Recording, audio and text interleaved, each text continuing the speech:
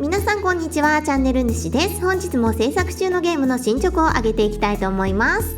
前回は幼稚園に通う子供たちのお母さんにお話を聞いたので、本日は警察署に行ってカッセル刑事に話を聞きたいと思います。ここが警察署には初めて入りますね。こんにちは。カッセル刑事にお話があってお伺いいたしました。エリザベス・バランタン夫人、なるほど、リープランド幼稚園の園長先生ですね。お話はお伺いしております。そちらのソファーへどうぞ。すぐに呼んでまいりますので。ベティ先生。先生、もう体調は大丈夫なんですか？昨夜雨の中噴水広場で倒れて。ご存知だったんですね。商店街では噂になっていなかったものですから。本当にこの前自宅の階段から落ちたばかりだというのに恥ずかしいですわ。こちらもたまたま署の者が病院に立ち寄った時に聞いたというだけですから。しかし先生がお元気そうで何よりです。ご心配ありがとうございます。さて、今回はどのようなご用件でしょう？申し訳ありませんが、この後約束があるものであまり時間を取ることができず。そうでしたか。わかりました。サミュエルのことはまずは直接本人に話を聞いてみなくちゃ。警察に話したことで大事になってしまったらいけないものね。ではマドレーヌの話。カッセル刑事もご存知のことかと思いますけれど、1月に行われたとあるイベントの際にミュゼット夫人が子供たちの面倒を見られたそうで。その話はスーラ夫人から聞かれたんですか？あるいはスカイラー夫人？自分たちが楽しんでる間に面倒をたった一人に押し付けるなんてフェアな話ではないですよね。というのは単なる僕の一意見ですが。そうですね、先生のお考えはいかがですか？私もそれに関しては同意見です。たとえミゼット夫人がお茶会に興味を持たれなかったとしても、何名か交代で手伝いに入るとかやり方はあったのでは。あるいは私たちが何かお手伝いができなかったのかと。幼稚園の方ではその催しについては把握されていなかったということですね。私も今回お二人の話を聞いて初めて知ったことです。それで私が気になっているのはラファエルのお母様、スーラ夫人がなぜミュゼット夫人が子供たちの失踪事件に関わっているとおっしゃっているのかよくわからなくて。彼女が子供たちを誘拐したとして彼女に得るものはないと思うのですが、身代金を要求するわけでも何か脅迫をしているわけでもないですし。身代金目的でなくても誘拐事件は起こり得ます。組織的に子どもたちをさらい人身売買をしていた集団があったことも過去に何件もありますし、実際のところ今回の事件にもそのような組織が関与しているという線が最も濃厚です。人身売買？そんな、まさかミゼット夫人にそんな恐ろしい嫌疑がかけられているのですか？その件に関しては調査中ですが、エリザベス先生の見解はいかがですか？ミゼット夫人はそんな大それたことをするような方とは思えません。とても控えめな方で。だが先生が最後に彼女に会ったのはミゼットさんのお嬢さんが幼稚園児の頃、3、4年前ではないですか？人は変わります。いい方にも悪い方にも。どうやったって変わらないことも多かれ少なかれありますが、特に弱い人間が悪魔にそそのかされて悪事に手を染めてしまうケースは非常に多い。彼女も何かしら問題を抱えていたのではないでしょうか。あなたは正直な方だ。ただ少し他人を信用しすぎる傾向が強い。僭越ですが、時には人を疑うことも知らないと大切なものを守ることはできませんよ。ましてやあなたは園長先生だ。心に留めておきます。失礼、そろそろ出かけないと。有益なお話をありがとうございました。いえ、そんな大してお役に立てず申し訳ありません。いいえ、今話していただいた事柄も事件解決に必ず役に立ちます。また何かありましたら些細なことでも警察署にお立ち寄りください。私が外出中の場合は他の者にことづけをしていただければ後ほどご自宅にお伺いいたしますので。わかりました。それでは失礼いたします。私の話なんて実際何の役にも立たないと思うのだけれど。いけない。そろそろ家に戻らないと子供たちが心配しちゃう。このゲームは基本的に2つある選択肢のうちどちらかしか選べないという仕様にしたいと思います。ここからはカッセル刑事支店。今まで入ることができなかったこちらの建物ですね。今回もなんかここのマップだけとても細いんですが、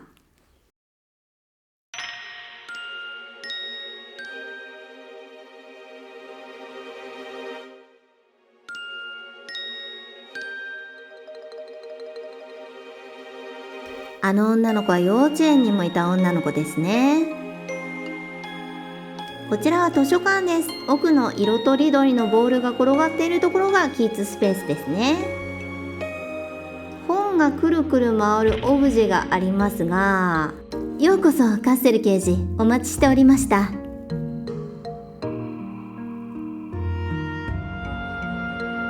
こんにちは、ブランシュさん。お忙しいところ申し訳ありません。日曜日は閉館時間が早めなんです。まだお迎えが来ていない子が一人いるんですが、ジョセフさんがお庭で遊んでくださるとおっしゃったので甘えさせていただいています。私のことはどうかクリスティンとお呼びください。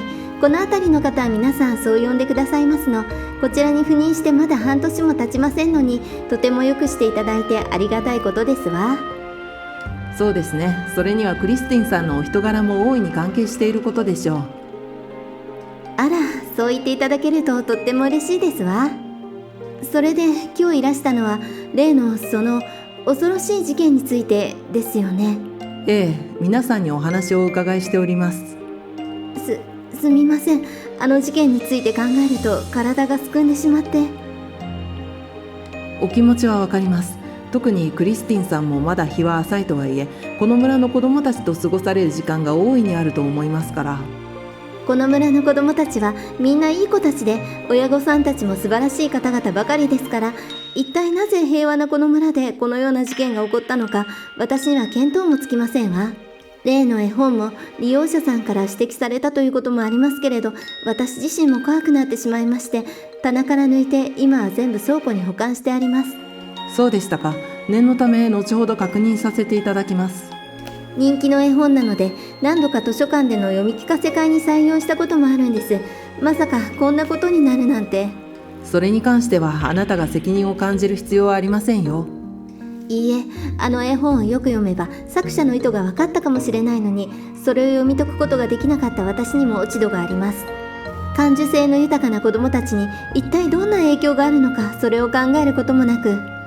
作者は素性も何もわからない正体不明の絵本作家ですから、実態のわからない人間のことを理解しようとすることは不可能ではありませんか。ところであなたが赴任していらしたのは半年ほど前ということでしたが、この村にはもともとご友人や知り合いの方などがいらっしゃいましたか。具体的には去年の10月の終わり頃でしたわ。ちょうど寒くなってきた時期に。知り合いはおりますわ。彼女とは古くからのご友人ということですよね。友人？ミゼット夫人です。マドレーヌ・ミゼットさん。彼女は大学の同級生だったんです。ただ彼女は普段私と友人であったことを周囲には知られたくないみたいで。でもそうですよね。刑事さんには話していますよね。女性同士のことについては私はあまり知識を持ち合わせていませんが、特に大した理由ではないでしょう。ご謙遜を。刑事さんには何でもお見通しなのではないですか。それなのでマドレーヌとは私としては時々一緒にお茶したりするような関係になれたらいいなと思っていたので、少し残念なのですが。人間生きていればそういうことも往々にしてありますよ。ところでこの図書館は幼稚園の団体利用もあると思いますが、先生方とはよくお話をされますか。皆さんとても親切で熱意のある方で、子どもたちのことをとてもよく考えている方ばかりです。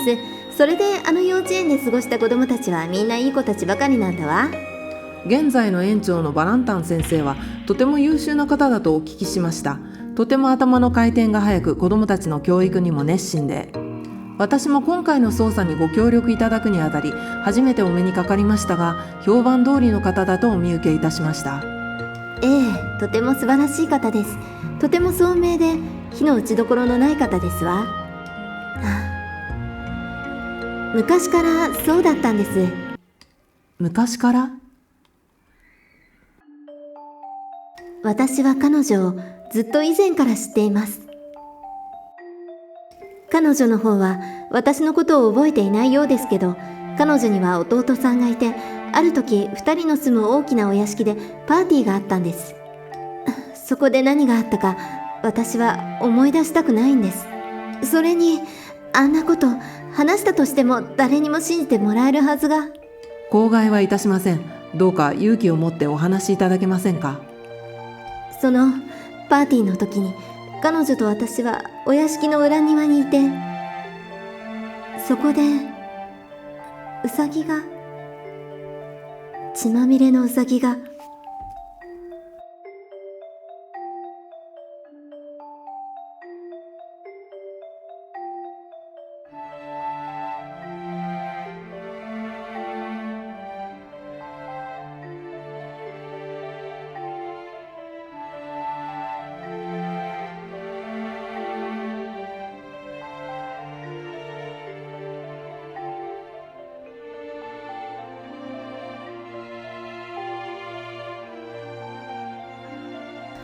あの時血で真っ赤に染まったウサギを抱きかかえながら振り向いた彼女の顔が今も頭に焼き付いて離れないんです。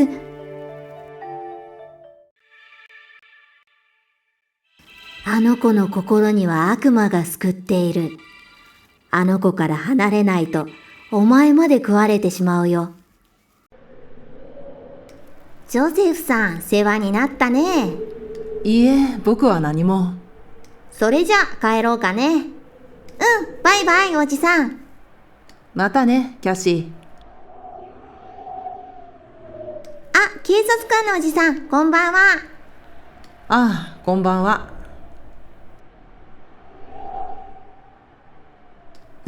カッセル刑事はまだおじさんと呼ばれるような年齢ではないのでは。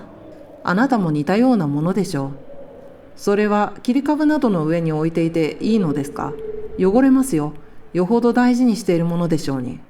ああ、そうですね。どうもご親切に。それは今現在10巻出ているうちの5冊目ですよね。プレミア本だとは聞いたことがありますが、あなたにとってもその巻だけが特別なものなのですか。これは僕が大切な人に送った本です。だからいつも肌身離さず持ち歩いている。まさかこの本のせいで彼女を傷つけてしまうなんて思いもしなかったけれど、これは僕の光であり僕の罪なんです。この5巻だけが特別。それはそうでしょう。この本によってどんな物語が作られたか、それは僕と彼女だけが知っている物語なんだ。あなたは心優しく誠実な方だと出会う人みんなにそう思わせる魅力があなたにはある。特に女性相手には。だが実際にはどうだろうかと続くんでしょう。慣れたものですよ。つまらない嫌味を言いに来る人間は一定数いますが、刑事さん、あなたは一体何が言いたいんです？では回りくどいのはやめにしましょう。昨夜噴水広場で倒れていたエリザベス・バランタン夫人を見て見ぬふりをして歩き去っていったのはなぜですか？あなたは確かに倒れている人影に気がついた。しかしその倒れているのが彼女だと知って手を差し伸べるのをためらった。以前私には彼女のことは村の噂でしか知らないと言っていたが、本当は以前から彼女を知っているのではありませんか？彼女はあなたに何かをしたんですか？あなたに恨まれるようなことを。僕があの人のことを恨んでいるかって？ええ、恨んでいますよ、カステルさん。だがあなたは何も知らないんです。誰も知らなくていい。これは僕と彼女だけの問題なんだ。確かにあなたが彼女に恨み事を言う理由については見当もつかない。明け方には雪に変わるほどの冷たい雨の中、倒れた彼女が凍死しても構わないとあなたが思うほどのことを彼女はしたということですか？実際あの女は凍死なんかしなかったじゃないですか。あなたも趣味が悪いな。あの状況をどこかに隠れて監視していたなんて。私も同罪であることはよくわかっています。しかし刑事さんの行いはすべて捜査のためですからね。子供たちを悪者から救い出す、何よりも優先される尊い正義の行いなのですから、多少の犠牲はやむを得ません。また雨になりそうだ。でももう雪にはならないでしょう。風が暖かい。さようなら刑事さん。ええ、さようなら。本日の動画はここまで。ご視聴いただきありがとうございました。この動画が気に入っていただけましたら、チャンネル登録、高評価、コメントなどもいただけるととっても嬉しいです。